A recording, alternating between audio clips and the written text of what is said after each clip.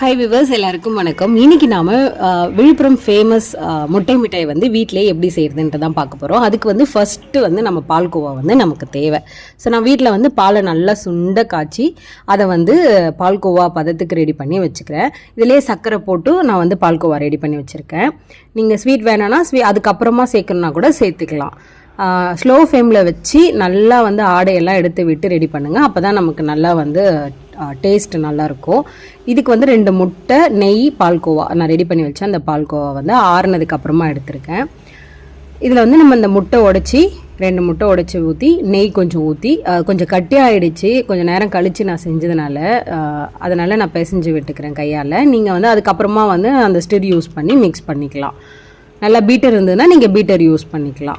நெய் கொஞ்சம் சேர்த்து நல்லா வந்து பீட் பண்ணிக்கிட்டு வாங்க. அது நல்லா கரையணும். கரைஞ்சதுக்கு அப்புறமா ஒரு பாத்திரத்தில் நெய் விட்டு ஃபுல்லாக வந்து நெய் தடவிட்டு அதில் இந்த நம்ம ரெடி பண்ண வச்ச அந்த மிக்ஸை வந்து சேர்த்து வேக வச்சு எடுத்துக்கலாம்.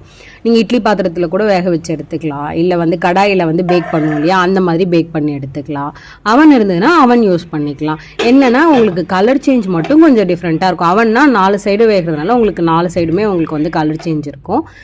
இட்லி பாத்திரமோ கடாயினா அப்படி இருக்காது, அவ்வளோதான். பட் டேஸ்ட் வந்து நல்லாவே இருக்கும். நான் சுகர் மட்டும் கொஞ்சம் கம்மியாக ஆட் பண்ணதுனால சுகர் கம்மியாக இருந்தது. நீங்கள் சுகர் வேணாலும் சேர்த்துக்கோங்க, நல்லாயிருக்கும்.